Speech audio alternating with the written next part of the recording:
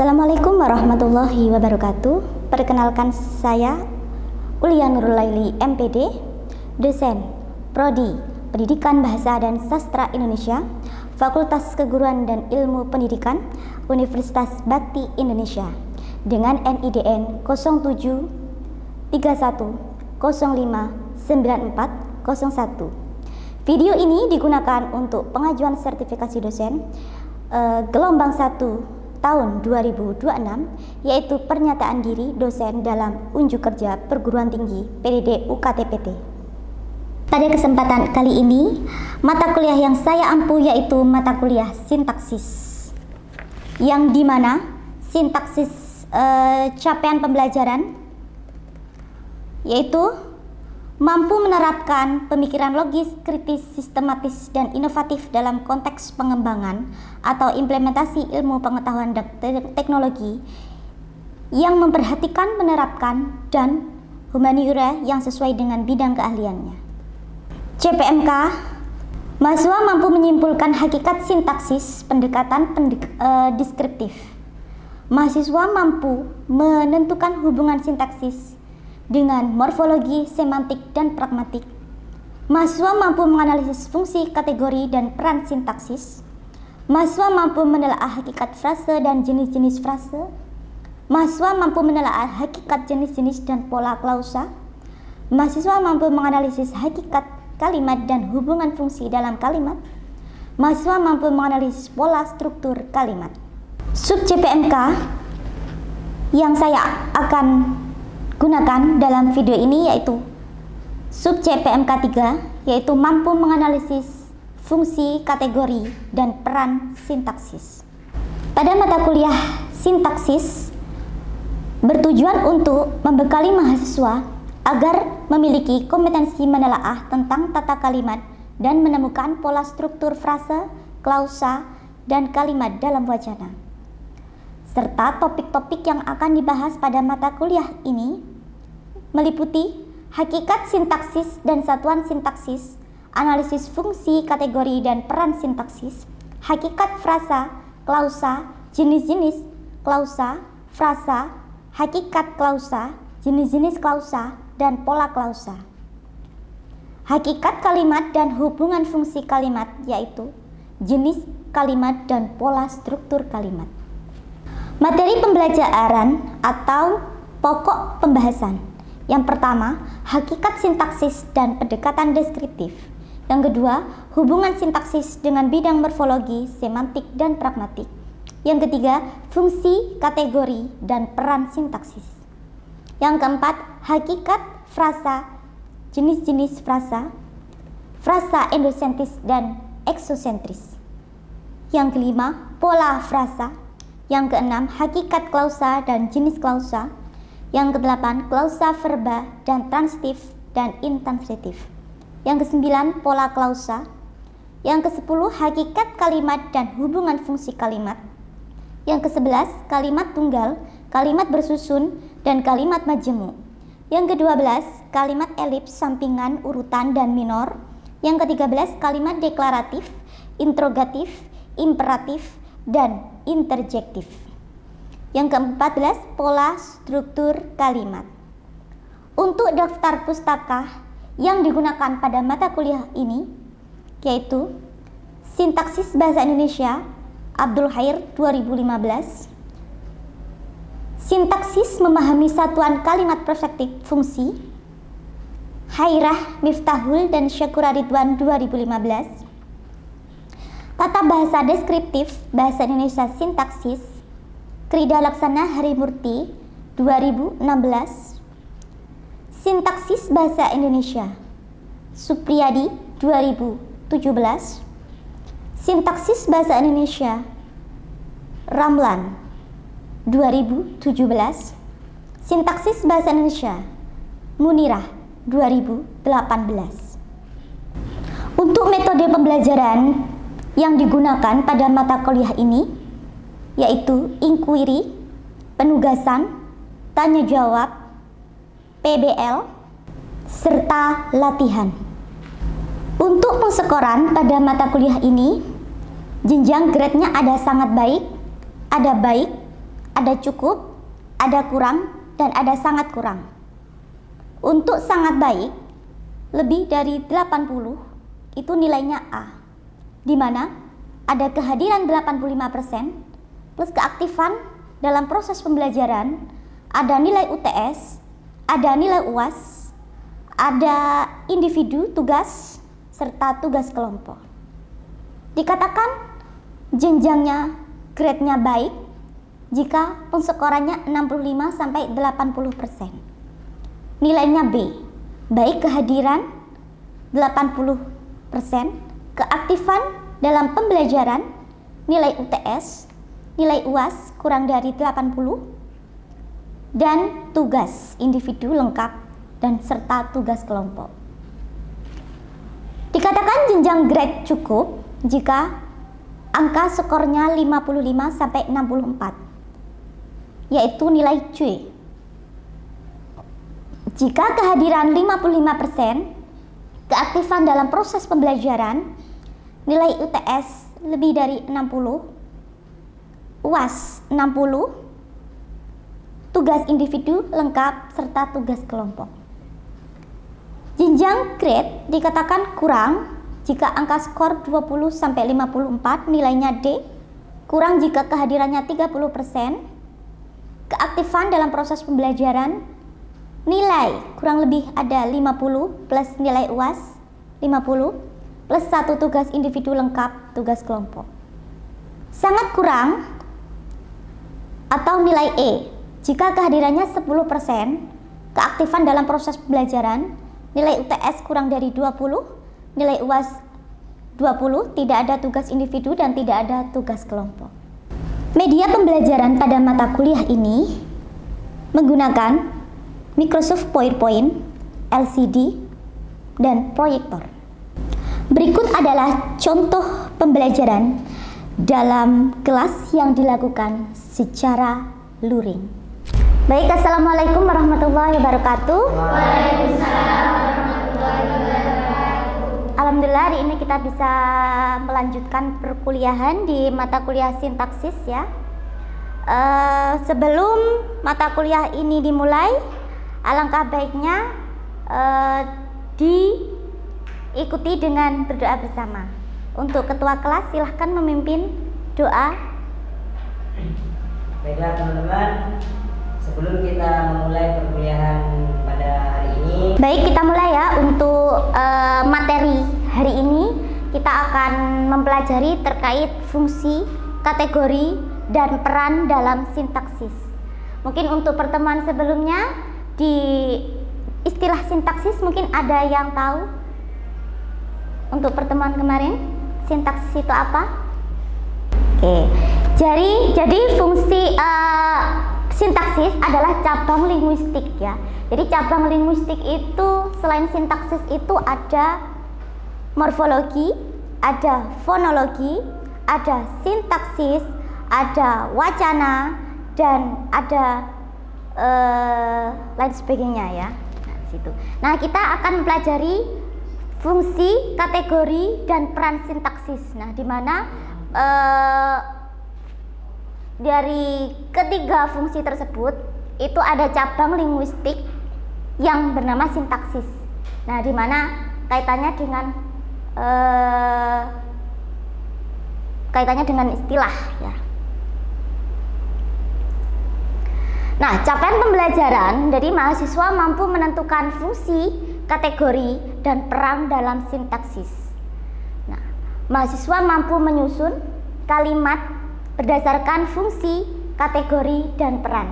Nah, ini capaian nantinya di mana pada pertemuan kali ini diharapkan mahasiswa mampu menyusun kalimat berdasarkan fungsi, kategori, dan peran dalam sintaksis.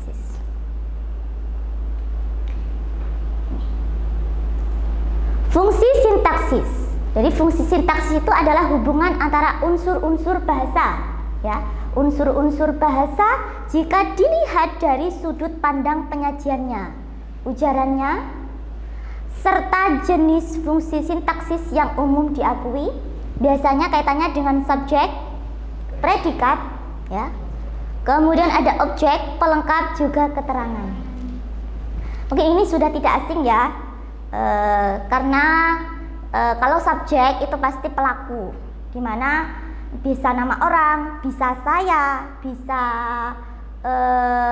nama orang juga, bisa Mbak Ina, bisa Mas Hairul Razikin. Subjek adalah unsur kalimat atau klausa yang berfungsi sebagai pokok pembicaraan. Contoh, rumah itu besar sekali. Jadi subjek itu tidak melulu berkaitan dengan benda hidup, tetapi juga berkaitan dengan benda yang mati. Bisa rumah, bisa sekolahan, bisa rumah sakit. Nah, itu. Ini kalimat invensi ya, dimana memang dalam ini bisa kaitannya dengan kalimat aktif, dan ini kalimat aktifnya, ini kalimat pasifnya, gitu ya. Tetapi sama jika susunannya itu ada subjeknya, ya, dimana subjek itu berupa apa di sini? Rumah, yaitu benda, ya. Kemudian predikat, selain subjek juga ada predikat. Predikat adalah bagian kalimat yang dimana kalimat yang menandai suatu yang dinyatakan pembicaraannya atau subjek. Biasanya predikat itu bisa kata kerja, bisa sedang apa, atau mungkin sasarannya gitu. Contohnya di sini jenis predikat berdasarkan valensi, ya. Berdasarkan ada dua jenis predikat penyama, di mana menyamakan salah satu sifat, ya, salah satu sifat atau suatu proses ya, atau tindakan atau kegiatan. Contohnya Nur Aulia, mahasiswa Unismuh Makassar. Nah, di sini subjeknya Nur Aulia, predikatnya seorang mahasiswa. Sebenarnya kalau hanya mahasiswa saja itu tidak apa-apa, tapi ini untuk memperjelas, ya. Kemudian ada predikat bervalensi atau intransitif.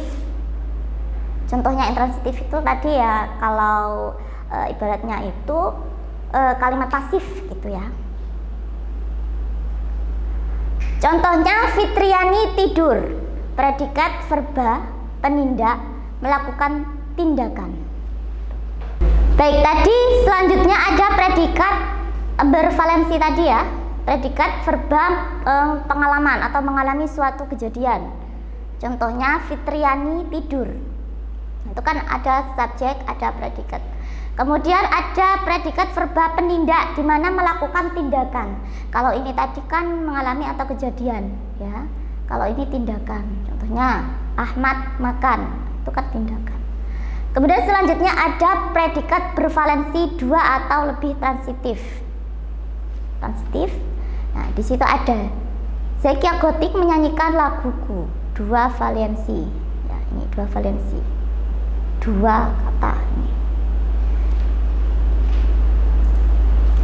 Jenis predikat berdasarkan kelas kata, ada predikat nomina, ada predikat verba, ada predikat adjektiva, ada predikat numeralia, dan ada predikat adverbial. Predikat nomina, contohnya ayahnya pegawai negeri, sama-sama ada subjek predikat, tetapi kalau nomina itu berkaitan dengan apa nomina tadi? Benda, ya, benda atau subjek atau pelaku. Predikat verba atau kata kerja, saya berlari, kata kerja berlari. Kemudian ada predikat adjektiva, kata sifat, contohnya rambutnya hitam. Kemudian predikat numeralia atau kata bilangan, contohnya kakaknya dua. Numeralia, di mana numeralia itu mengandung kata bilangan, ya. Kemudian predikat adverbial, kata keterangan. Muhammad di sekolah. Keterangan apa ini? Tempat. Selanjutnya objek. Selain subjek predikat, ada objek. Objek adalah suatu bagian kalimat yang dituntut ada untuk predikat yang berupa verba transitif. Objek aktif, objek efektif. Jadi objek aktif, objek yang bukan merupakan hasil perbuatan. Muhammad menyeberang jalan. Kemudian kalau objek efektif, Kusnadi menulis puisi. Apa perbedaannya? Sama-sama. Kalau yang atas itu bukan hasil perbuatan. Kalau yang bawah hasil perbuatan. Dari menulis ini ya. Ya. Kemudian ada pelengkap. Selanjutnya, selain subjek, predikat, objek juga ada pelengkap. Komplement ya, pelengkap. Jadi bagian dari P verbal yang menjadikan P itu menjadi lengkap. Tuh. Pelengkap memiliki beberapa jenis, yaitu beberapa berikut ya. Sebagai berikut, ada perlengkapan pameri, memerangkan. Contoh negara ini berdasarkan Pancasila. Perlengkapan pelaku. Nih, Pancasila ini yang dinamakan pameri atau memerangkan. Pasien diperiksa dokter. Nah, dokter itu adalah pelaku. Kemudian ada perlengkapan status, di mana contoh dari status itu seorang apa ini? SPG ya. Kemudian ada perlengkapan resiprokal atau saling. Contohnya, Munirah bergandengan tangan dengan, nah itu saling. Kusnadi. Kemudian ada keterangan. Keterangan itu ada keterangan waktu, keterangan akibat, keterangan alat, keterangan cara. Nah ini sudah tahu ya kalian ya. Sepertinya ini sudah tahu. Ada keterangan tempat. Contohnya apa? Di rumah. Keterangan waktu. Keterangan alasan. Alasan kalian memilih prodi kalian, contohnya apa? Itu kan alasan. Ingin belajar tentang bahasa. Nah, itu alasan. Kemudian ada keterangan alat. Keterangan alat tahu apa? Pisau. Ya, kemudian keterangan asal. Keterangan asal. Keterangan cara. Oke. Kemudian ada kategori sintaksis. Tadi kan apa? Tadi? Fungsi. Kemudian kita nyampe di kategori sintaksis. Kategori sintaksis itu jenis atau tipe yang dimana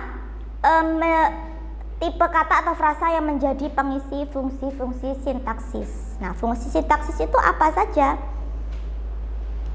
Kita bahas satu-satu. Ada verba, ada nomina, ada adjektiva, ada numeralia. Itu. Kalau tadi kan berkaitan dengan subjek, predikat, objek, keterangan. Itu kalau fungsi. Kalau peran, kalau kategori, nah itu verba, nomina, adjektiva, numeralia, tuh ya. Jadi sebenarnya kalau dibuat contoh itu memang sebenarnya sama, tetapi dalam kaitannya dengan ilmu linguistik itu berbeda nama. Tuh. Contohnya, Bu, ini kan sama-sama pelaku, tapi kalau di fungsi tadi namanya subjek, kalau di kategori namanya verba, tuh ya. Sebenarnya kalau dibuat contoh itu sama. Gitu. Kalau verba atau kata kerja atau nomina atau kata benda, nah itu kalau verba itu sama halnya dengan kata kerja. Contohnya tadi predikat tadi ya. Saya berlari. Nah, berlari itu kan termasuk dari kata kerja. Kalau dikaitkan dengan kategori itu termasuk verba ya. Verba itu kata kerja, contohnya saya akan pergi ke Bone besok pagi. Nah, nominanya itu kata benda. Jadi kata benda ini kelas kata yang predikannya dari kata benda. Contohnya itu kata benda ini bisa kursi, bisa meja. Nah, kata benda itu ada dua, kata benda konkret yang dimana kata benda itu dikenal lewat panca indera, gelas, kunci, buku. Nah, itu kan panca indera, dimana orang itu bisa mengatakan itu kunci, itu gelas jika dia sudah bisa melihat. Tapi kalau tidak bisa melihat dengan panca indera, dia tidak tahu itu apa. Kemudian kata benda konkret,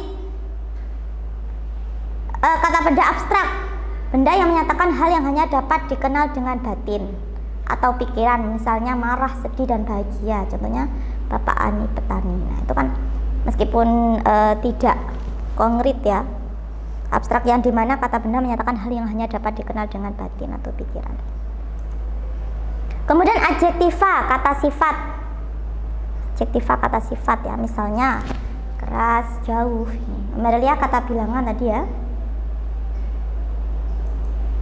Kemudian peran, selain fungsi, kategori, juga ada peran. Jadi peran dalam sintaksis itu di mana mencangkup makna semantis. Semantis ini berkaitan dengan makna ya. Aktif, pasif, statif, posesif, pelaku, penerima. Nah, itu kaitannya dengan peran. Kalau yang di fungsi tadi namanya subjek, kalau yang di kategori tadi namanya nomina, kalau yang di peran namanya pelaku. Proses seperti P dalam klausa, padi menguning di sawah. P dalam bahasa Indonesia selain peran tingkatan juga ada peran atau pelaku tadi. Kemudian kejadian seperti P dalam klausa, bukit itu longsor. Keadaan seperti P pada klausa, jembatan itu rusak. Tuh, ini contoh. Kemudian ada fungsi keterangan. Keterangannya apa sih fungsi keterangannya? Ibu memotong kue dengan pisau. Nah, itu alat seperti yang terdapat pada klausa ini. Alatnya. Kemudian tempat, kemudian waktu, kemudian ini keharusan. Kemudian peran-peran yang ada pada SO antara lain pelaku, sasaran, hasil, pengguna, kemudian ada penyerta, kemudian juga ada sumber, juga ada ukuran. Itu ya, peran-peran yang ada pada S dan O, subjek dan objek gitu. Baik, itu ya untuk materi. Baik, mungkin ada pertanyaan. Saya ingin bertanya. Silakan Mbak Vivi. Nah, jadi apa yang membedakan fungsi, kategori, dan peran sintaksis dalam analisis sebuah kalimat? Oke, perbedaan dari fungsi, kategori, dan peran sintaksis dalam menganalisis yang berkaitan dengan ilmu sintaksis ya. Sebenarnya ketiga itu kalau dibuat contoh dalam sebuah kata itu memiliki atau bisa membuat contoh yang sama. Contohnya di fungsi. Contohnya di fungsi tadi kan ada subjek, predikat, objek, keterangan waktu, keterangan sifat. Nah, itu. Kalau di kategori ada nomina, ada verba, sebenarnya sama, tetapi nama atau kategorinya itu berbeda. Tapi kalau diartikan itu sama. Mbak Vivi, berikan contoh fungsi sintaksis yang berkaitan dengan benda atau subjek apa? Subjek. Bisa nama orang atau bisa nama benda? Yang dari subjek. Fungsi. Fungsi subjek. Jadi kalau dikaitkan dengan fungsi itu ada subjek. Kalau dikaitkan dengan kategori itu ada nominal. Kalau dikaitkan dengan peran itu ada pelaku. Ya, sebenarnya kalau dibuat contoh kata itu sama. Subjek contohnya, kalau difungsikan di fungsi itu apa, Bu? Dwi. itu apa? Subjeknya. Ya. Kalau kategorinya yang berkaitan dengan nominal apa? Ini sama. Dui, Iya. tetapi namanya itu berbeda. Gitu ya. Kalau di fungsi itu ada subjek, predikat, objek. Kalau di kategori ada verba, nominal, adjektiva. Kalau di peran ada pelaku dan sasaran. Paham dari sini? Sebenarnya kalau dibuat contoh per kata itu peran, fungsi dan peran, fungsi, kategori dan peran itu memiliki makna yang sama, tapi beda nama. Ada lagi mungkin saya minta satu orang yang bisa memberikan contoh dari fungsi, kategori dan peran. Satu contoh, Mbak Silvi.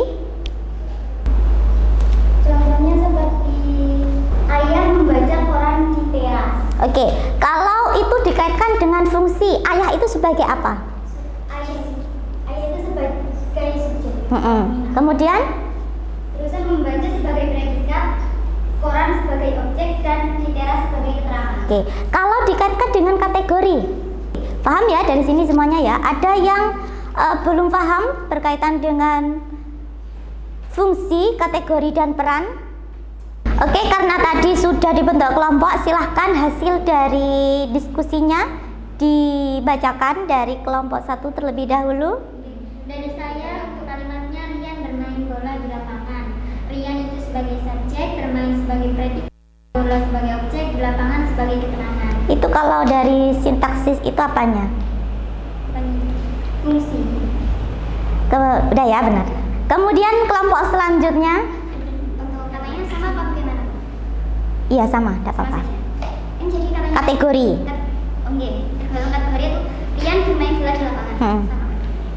Rian itu termasuk nomina. Hmm. Terus bermain itu termasuk verba. Oke, Bola itu nomina juga gitu. Tapi nomina sasaran. Kalau Oke. yang pertama tadi nomina pelaku. Hmm. Yang terakhir di lapangan itu frasa preposisional. oke, benar ya. Kemudian untuk yang fungsi dari yang sudah dipaparkan oleh kelompok 1 dan 2. Rian itu sebagai pelaku, bermain itu sebagai tindakan, bola itu sebagai penderita atau tema, di lapangan itu sebagai penerima. Oke. Baik, sudah paham semuanya ya? Sudah. Oke, kalau gitu ada pertanyaan lagi sebelum saya akhiri pertemuan hari ini? Sudah tidak, Ibu. Baik, dari sini capaian pembelajarannya sudah ditemukan bahwasanya mahasiswa sudah mampu membedakan atau memberikan contoh terkait fungsi, kategori, dan peran dalam sintaksis. Oke, terima kasih untuk pertemuan hari ini. Baik, yang tidak hadir hari ini siapa? Kita, Bu. Oke, Kita itu ada. Novita dan Raya. Raya.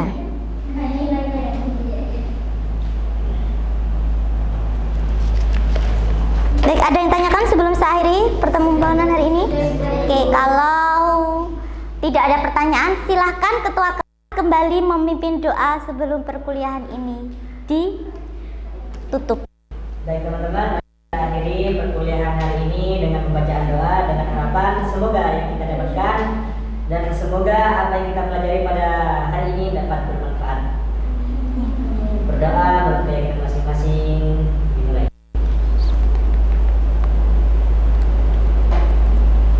Berdoa selesai. Baik, terima kasih untuk pertemuan hari ini. Dari saya, wassalamualaikum warahmatullahi wabarakatuh. Sekian rekaman video ini untuk proses pembelajaran mata kuliah sintaksis pada program studi Pendidikan Bahasa dan Sastra Indonesia Universitas Bakti Indonesia. Video ini digunakan sebagai salah satu syarat penyusunan dokumen pernyataan diri dosen dalam unjuk kerja Tridharma Perguruan Tinggi PDD UKTPT. Semoga dengan adanya video ini bisa menjadi pertimbangan yang baik dalam proses penilaian sertifikasi dosen gelombang 1 tahun 2026. Akhir kata, Terima kasih. Wassalamualaikum warahmatullahi wabarakatuh.